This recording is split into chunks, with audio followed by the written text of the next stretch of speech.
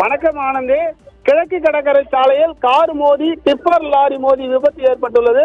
2 மணி நேரமாக போக்குவரத்து நெரிசலும் அதனால் பாதிப்பு ஆனது. சென்னை கிழக்கு கடற்கரை சாலை உத்தண்டி அருகே நாயனார்குப்பம் சிக்னல் அருகே தாம்பரம் பகுதியை சேர்ந்த கபில்தேவ் என்பவர் காரில் சென்று கொண்டிருந்தார். அப்போது காரை வளைத்து திருப்பும் பொழுது கல்பாக்கத்தில் இருந்து சென்னை நோக்கி மண் ஏற்றி வந்த டிப்பர் லாரி மீது கார் மோதி விபத்து ஏற்பட்டது. அதற்கு முன்பாக சென்று கொண்டிருந்த சென்னை முகப்பூர் பகுதியை சேர்ந்த ஆரோக்கியராஜ் என்பவர் மகன் ஜெரிக்ஸ் ஓட்டி சென்ற கார் மீது ஏற்கனவே விபத்துக்குள்ளான கார் அதிகமாக மோதியதால் கார் அப்பளம் போல் நெருங்கியது. விபத்து ஏற்பட்டவுடன் அருகில் இருந்தவர்கள் உடனடியாக விபத்து நடந்த இடத்திற்கு சென்று பார்த்தனர். அதன் பின்னர் தகவல் அறிந்து வந்த சம்பவ இடத்திற்கு விரைந்து வந்த காணத்தூர் ஆய்வாளர் மகுடீஸ்வரி மற்றும் போக்குவரத்து போலீசார்கள் போக்குவரத்து சீர் செய்தனர்.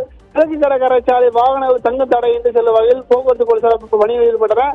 இது விபத்து காரணமாக சுமார் 2 மணி நேரமாக கிழக்கு கடற்கரை சாலையில் போக்குவரத்து நெரிசல் ஏற்பட்டது.